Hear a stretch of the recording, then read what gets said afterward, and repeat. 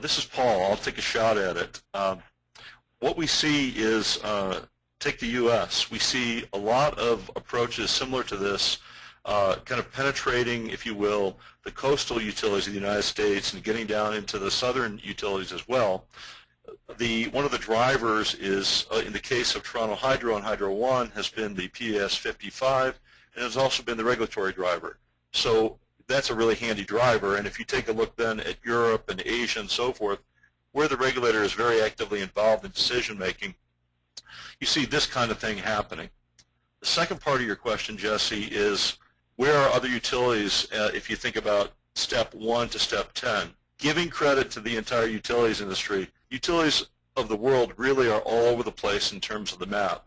And I don't mean that they're disorganized in terms of the map, being either at 1, 2, 3, 4, 5, or 10, wherever, but essentially they're coming at this process from a whole variety of different angles. I would say on average, though, you're looking at somewhere in the 3rd to 5th step, and they're doing a lot of work in terms of getting their system infrastructure in place from a standpoint of their traditional systems, and then bringing in now their real-time systems from the smart grid, the operational data stores, SCADA, and so forth, and trying to bring that together.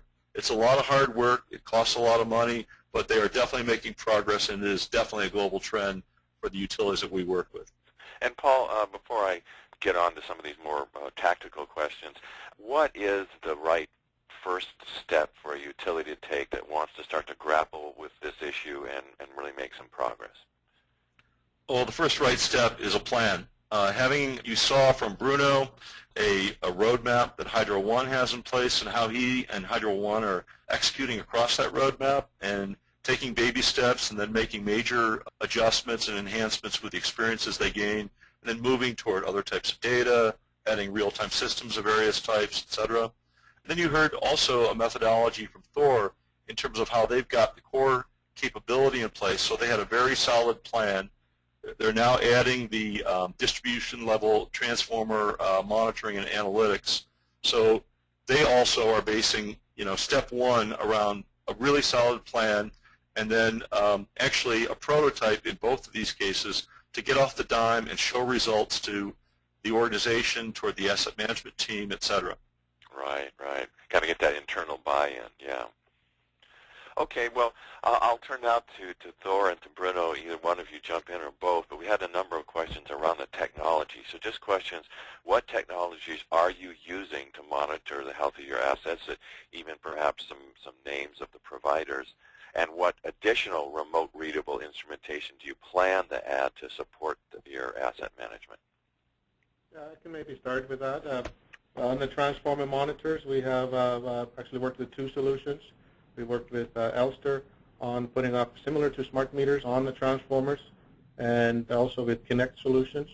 Both of those have worked very well. And we've also been looking at putting online monitors onto the lines. So that's, I believe that's from Tallgrade. And we're looking at, we have a secondary network system in the downtown area here. So we're putting network automation up, and we worked with Richards on that. And feeder automation, we've been looking at several options there, and recently implemented a solution from S&C called Intelity. I thought that was interesting, Thor, about metering your transformers as well as your customers. And if I recall from our earlier discussions, you did discover some theft issues when you did that. Well, is that right? That was actually the original driver on it. First, when we started first prototype or test pilot of that, was that there's quite a bit of, in Canada in general, there's quite a bit of theft of power due to grow-ups and such. And we have smart meters now everywhere here in Toronto Hydro at every customer. So very quickly you can find if people are bypassing the meter. If you have a transformer smart meter as well, and you can compare it against all the smart meters downstream.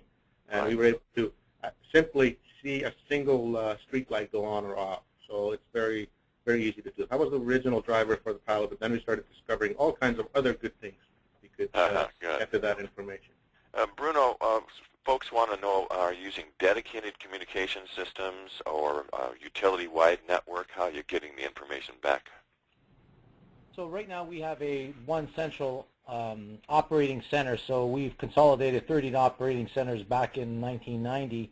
So all of our SCADA systems are talking to our operating center, and we have real live data going to that system at which we leverage. I don't know the exact communication for that. Also, all the other analysis that we carry out via oil sampling, etc.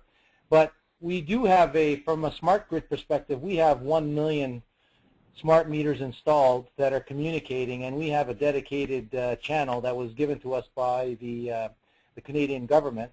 So we do have a spectrum, if you will, that is to be used by utilities across Canada. And those devices will be communicating via Wi-Fi and will be communicating on that spectrum. Thank you. And Paul, question here.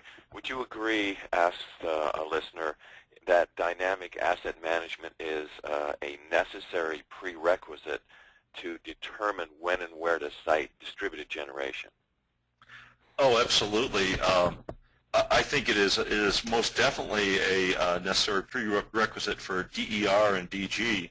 I think one of the problems that most utilities are having right now, though, is what's their first step? And one of their first steps is getting the process, the tools, the data in place to be able to drive into some of their planning systems, like their network analysis and planning, load flow systems, as well as their distribution management system, to be able to have the precursor they need before they can really control and operate the power and value of DER and DG. So absolutely agree with the thesis.